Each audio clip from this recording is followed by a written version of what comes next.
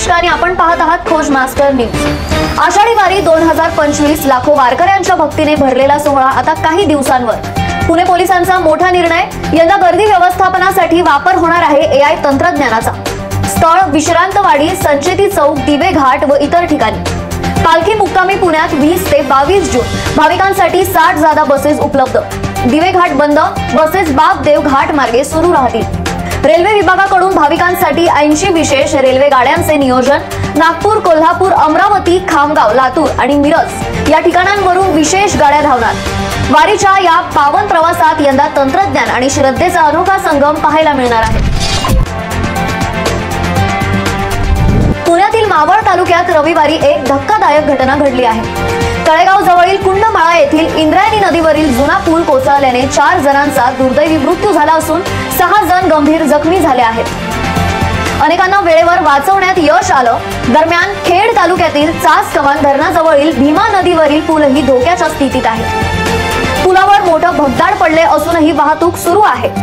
स्थानिकांनी झाडाच्या फांद्या ठेवून वाहन चालकांना सावध केलं आहे। कुंडमाळा दुर्घटनेनंतर एनडीआरएफचं बचाव कार्य रविवारी रात्री थांबवण्यात आलं। सोमवारी कोणतीही मिसिंग तक्रार नसल्यामुळे एनडीआरएफला पाचारण करण्यात आलेलं नाही, अशी माहिती मावळचे तहसीलदार विक्रम देशमुख यांनी दिली।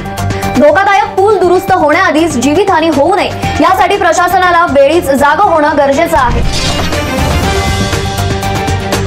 सध्या बारामतीच्या माळेगाव सहकारी साखर कारखान्याच्या निवडणुकीची जोरदार चर्चा सुरू आहे। खास बाब म्हणजे खुद्द उपमुख्यमंत्री अजित पवार या निवडणुकीच्या रिंगणात उतरले आहेत। अजित पवार यांचा निळकंठेश्वर पॅनल, शरद पवारांच्या गटाचा बळीराजा सहकार बचाव पॅनल, तसेच तावरे कुटुंबियांचा सहकार बचाव शेतकरी पॅनल, कष्टकरी शेतकरी समिती आणि अपक्ष पॅनल अशा एकूण 5 पॅनलमध्ये चुरस पाहायला मिळते। मी चेअरमॅन झालो तर कामगारांचे प्रश्न मार्गी लावी अशी थेट घोषणा अजितदादांनी केली आहे। मात्र यावर माजी अध्यक्ष चंद्रराव तावरे यांनी टीका करत म्हटलं, उपमुख्यमंत्र्यांनी स्वतः निवडणुकीत उतरून पदाची प्रतिष्ठा घालवली आहे। राजकीय वजन, सहकारी चळवळीचा इतिहास आणि व्यक्तिगत प्रतिष्ठा या सगळ्यांमुळे माळेगावची ही निवडणूक रंगतदार ठरणार आहे हे निश्चित। पुण्यातील मावळ तालुक्यातील कुंडमाळा येथे इंद्रायणी नदीवरचा पूल कोसळून मोठी दुर्घटना घडली आहे। आतापर्यंत 4 जणांचा मृत्यू तर 51 जण जखमी झाले आहेत। रविवारी रात्री बचाव कार्य थांबवण्यात आलं होतं, मात्र आज सकाळी 7 पासून ते पुन्हा सुरू करण्यात आलं। पावसामुळे अडथळे येत आहेत, पण प्रशासन प्रयत्नशील आहे। या दुर्घटनेवर मनसे अध्यक्ष राज ठाकरे यांनी तीव्र प्रतिक्रिया दिली आहे। हा पूल धोकादायक होता तरी बंद का केला नाही? दरवेळी घटना घडल्यानंतर सरकारचे तेच ठरलेले उत्तर मिळते, पण अशा प्रसंगापासून शिकून आधीच उपाययोजना का केल्या जात नाही? राज ठाकरेंनी पूल कोसळल्याचा फोटो शेअर करत सरकारला सुनावलं। सरकार निष्काळजी असेल तर नागरिकांनी तरी सतर्क राहायला हवं।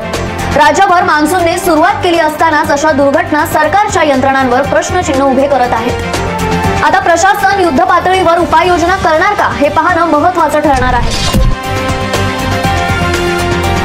पुणे शहरात 15 जून रोजी झाली सेट परीक्षा। हजारो विद्यार्थ्यांचं स्वप्न, एकच उद्दिष्ट, पात्रता। सावित्रीबाई फुले पुणे विद्यापीठाच्या नेतृत्वाखाली परीक्षा अतिशय सुरळीतपणे पार पडली। मात्र परीक्षा सुरू होण्याआधी काही अफवा पसरवल्या गेल्या। पेपर लीक झाल्याचं खोटं वारं पसरलं, पण विद्यापीठाने घेतली तात्काळ दखल।